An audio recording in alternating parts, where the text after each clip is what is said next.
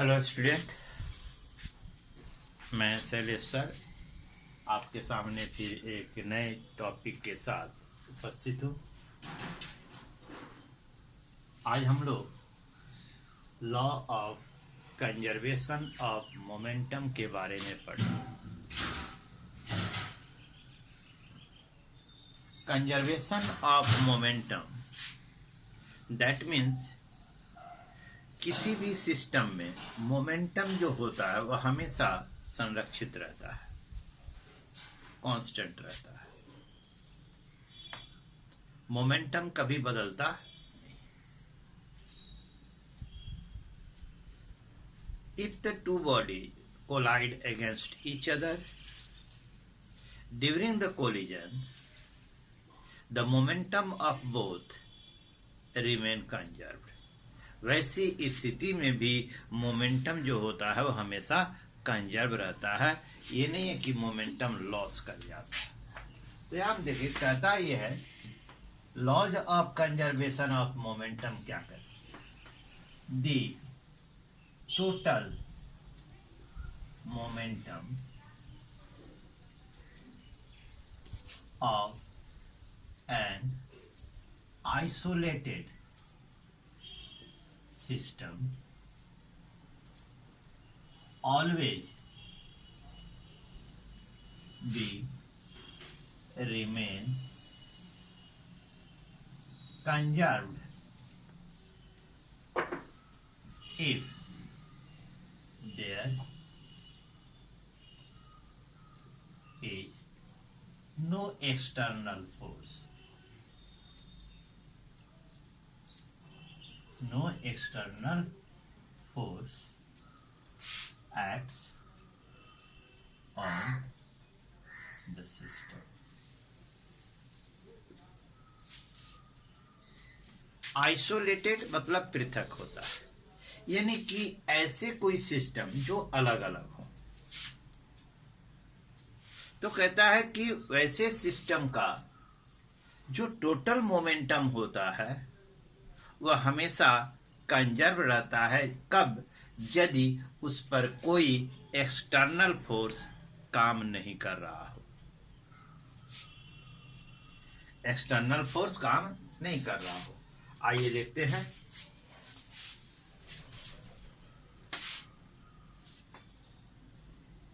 जैसे मान लीजिए कि ये एक बॉडी है, बॉडी ए है, मास m1। ये बॉडी बी है, मास m2 है। ठीक है।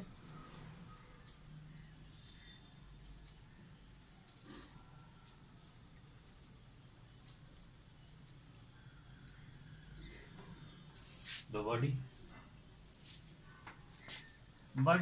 m1 is moving along a straight line with velocity u1 and body B moving along a straight line with velocity u2 in same direction such that u1 is greater than u2। यानी body ए की जो velocity है body B की velocity से अधिक है।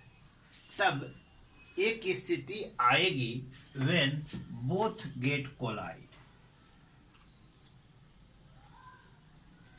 दोनों क्या करेंगे?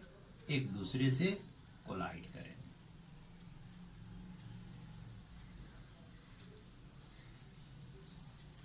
ठीक है।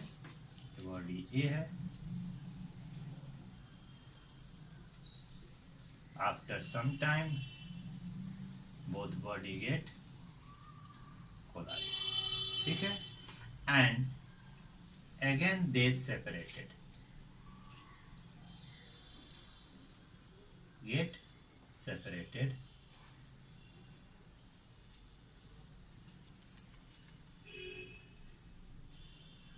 and moving along the same line with velocity v1 and velocity v2।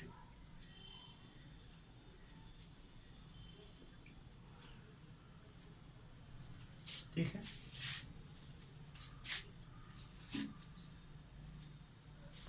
इसे ध्यान से देखें।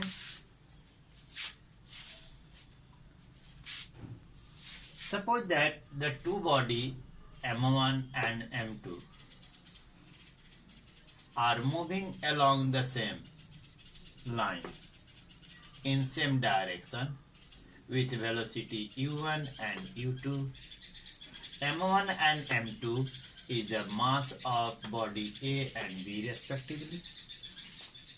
ठीक है, u1 that is the velocity of A is greater than the velocity of B.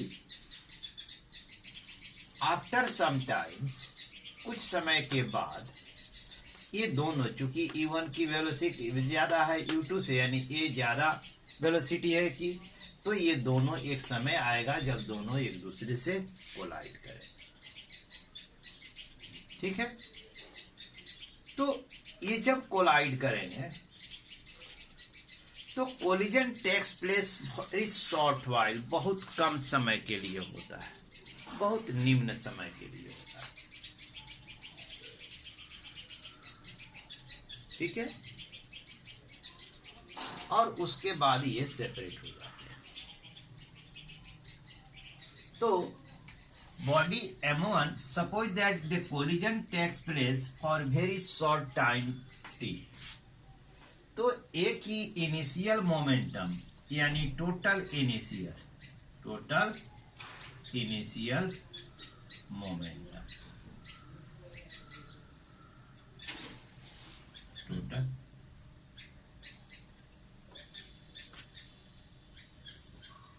Total initial momentum बराबर m1 u1 plus m2 u2।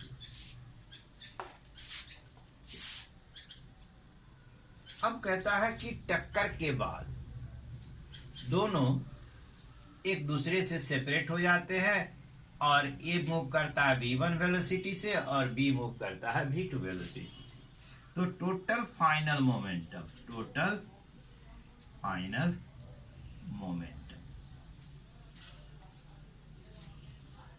m1 v1 plus m2 v2। ठीक है, तो कहता है कि total momentum of the isolated system always remain conserve, यानी कि जितना मोमेंटम इनिशियल था सिस्टम का उतना ही मोमेंटम फाइनल का भी होगा सिस्टम का। यानी इनिशियल मोमेंटम, यानी अकॉर्डिंग टू लॉ है ना, इनिशियल मोमेंटम यानी ये हो गया आपका, मान लीजिए pi और इसको हम मान लेते हैं pf बराबर है ना फाइनल मोमेंटम।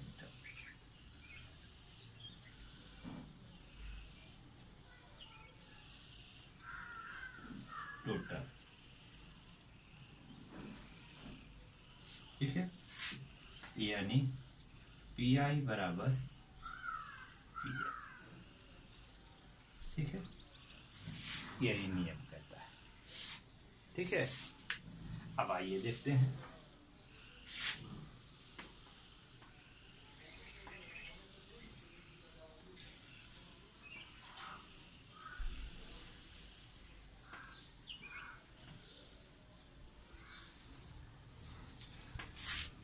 यानी m1 u1 plus m2 u2 बराबर m1 v1 plus m2 v2। ठीक है, अब जरा देखें, m1 v1 minus m1 u1 बराबर m2 है ना m2 v2 minus m2 u2। ठीक है, इसको इधर लेके चले आए, इसको इधर लेके चले आए, तो ये निगेटिव हो गया, ये प्लस हो गया। तो हम इसको यदि निगेटिव कॉमन ले लें, ठीक है, m1 u1 को इधर लेके आया, m2 v2 को इधर लेके आया, तो ये निगेटिव हो गया, प्लस इतना, तो निगेटिव माइनस ले लें तो m2 v2 माइनस m है ना m1 m2 u2। ठीक है, तो this is the change in momentum. ठीक है, चेंज इन मोमेंटम इनिशियली या और चेंज इन मोमेंटम फाइनल। ठीक है, तो दोनों के मोमेंट्स यानी सिस्टम के मोमेंटम में जो परिवर्तन होता है, ठीक है, वह मोमेंटम में परिवर्तन बराबर होता है लेकिन अपोजिट डायरेक्शन होता है। ड्यूरिंग द कोलिजन, जब कोई दो बॉडी एक दूसरे से टकराते हैं तो ड्यूरिंग द टक्कर यानी कि कोलिजन के दौरान जो मोमेंटम में यानी कि बोथ यानी सिस्टम के मोमेंटम में जो परिवर्तन होता है वह दोनों ही बॉडी के मोमेंटम में परिवर्तन जो होगा इक्वल होगा लेकिन अपोजिट डायरेक्शन होगा। हमारा उद्देश्य समझाना यही था कि जो परिवर्तन होता है दोनों के मोमेंटम में एक दूसरे के अपोजिट होता है। ठीक है, ये हमेशा ध्यान रखें कि ये चीज़ें हम जब कभी ड्यूरिंग द कोलिजन जब हम न्यूमेरिकल सॉल्व करते हैं तो हमें इसकी जो है ना ज़रूरत समझ में आती है कि उस समय हमेशा यह ध्यान रखना होता है कि कोलिजन जो होता है, कोलिजन टेक्स प्लेस जो होता है वह इक्वल, जो चेंज इन मोमेंटम होता है वह इक्वल होता है बट इन अपोजिट डायरेक्शन होता है। इसलिए हमें ये बात ध्यान रखने की जरूरत है। ठीक है, अब आइए देखते हैं एक और चीज है।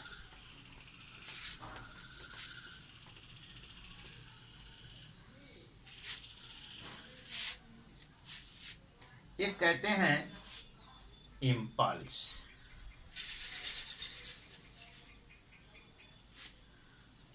इम्पल्स किसे कहते हैं? इम्पल्स कल हमने बताया था मोमेंटम के बारे में। ठीक है, आज एक नई चीज है इम्पल्स। इम्पल्स आप कह सकते हैं the total impact of the force applied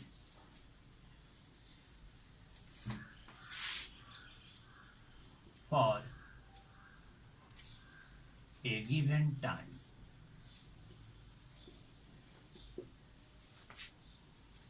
the total impact of the force, ठीक है ना,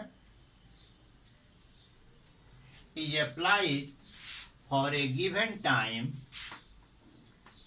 है ना, such that the time interval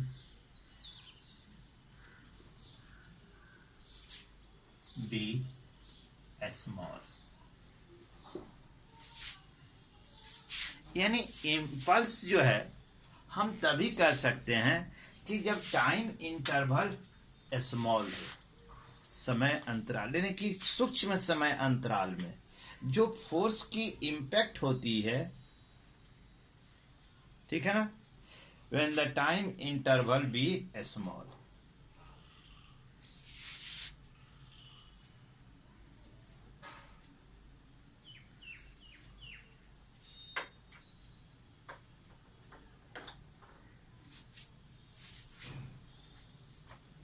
ठीक है,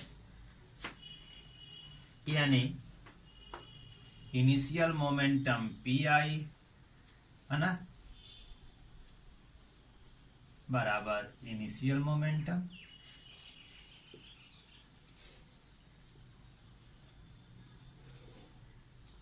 P F is the final momentum.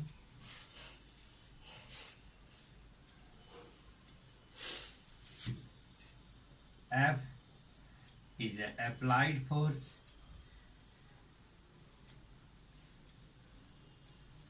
ठीक है. T is a small time interval. Time interval during which force applied.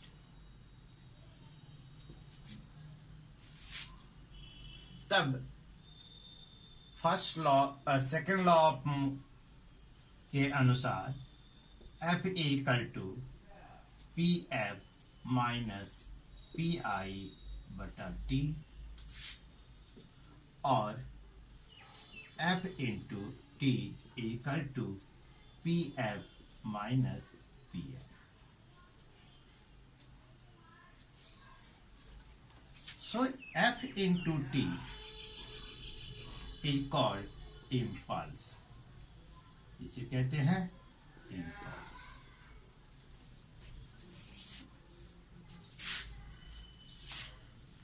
The smallest time for which the force applied to bring the change in the momentum is called force.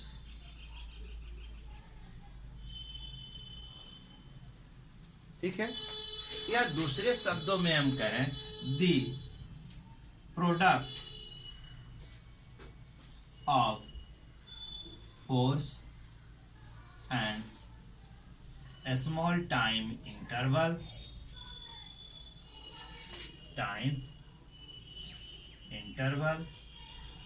Is called impulse. इसी को हम क्या कहते हैं? Impulse कहते हैं. तो impulse को जनरली हम जे से डिनोट करते हैं. ठीक है. जे से यहां हमने सिंबल दे दिया है और it is a vector quantity. It is a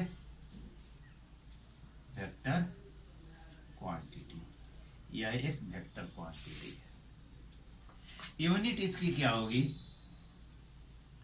unit ऐसा यूनिट ऑफ जे यानी इम्पल्स बराबर क्या हो गया? केजी मीटर पर सेकंड. या देखें तो यहां से हम देखें. ठीक है. तो केजी मीटर पर सेकंड माइनस केजी मीटर पर सेकंड ये जे है और यहां से देखें तो न्यूटन सेकंड और न्यूटन सेकंड.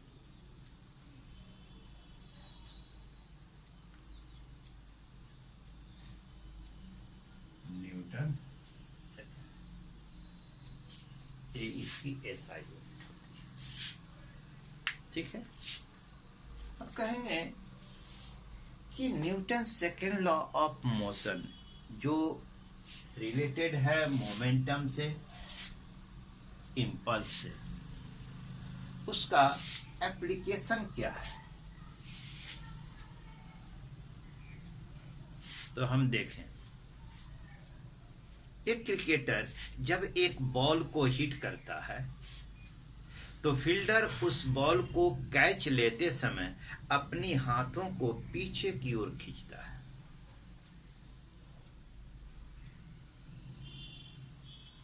ठीक है. अपनी हाथों को क्या करता है? पीछे की ओर खींचता है. क्यों? To increase the time. To increase the time. यदि टाइम को वह बढ़ा देता है तो जो चेंज ऑफ मोमेंटम है वह मैक्सिमम होता है, जिसके कारण उसके हाथों पर है ना चोट नहीं लगती है. यदि वह अपने हाथ को पीछे की ओर नहीं बढ़ाए तो जो इम्पैक्ट है फोर्स का, ठीक है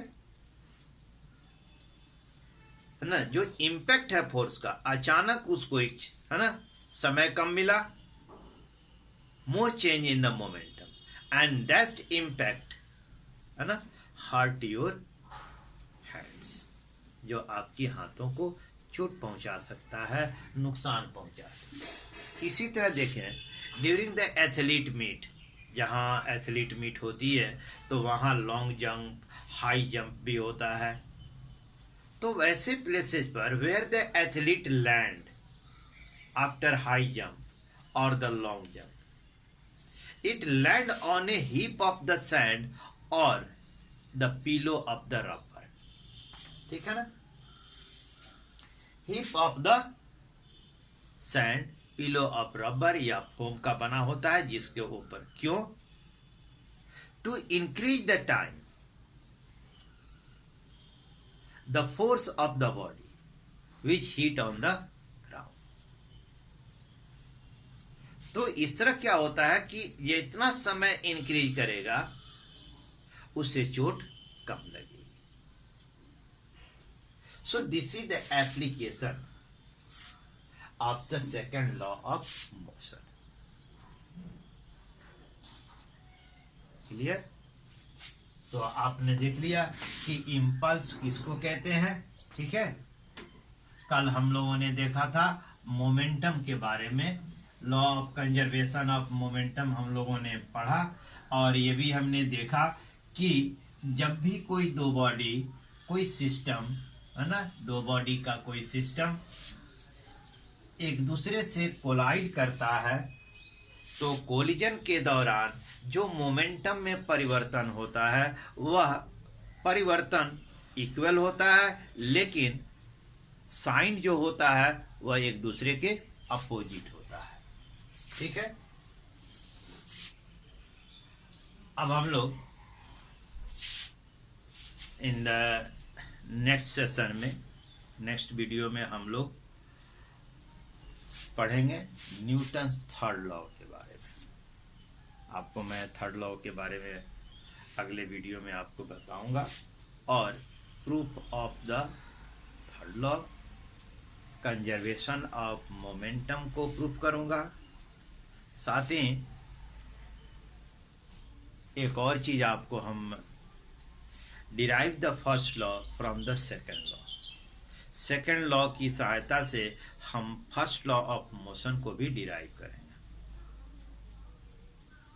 तो नेक्स्ट वीडियो थोड़ी सी लंबी होगी, लेकिन डोंट वरी, है ना, कल आपको हम third law conservation of momentum, ठीक है, ये आपको हम कल बताएंगे।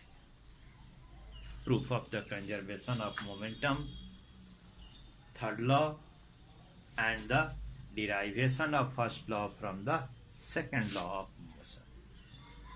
Till then, have a nice day and thank you.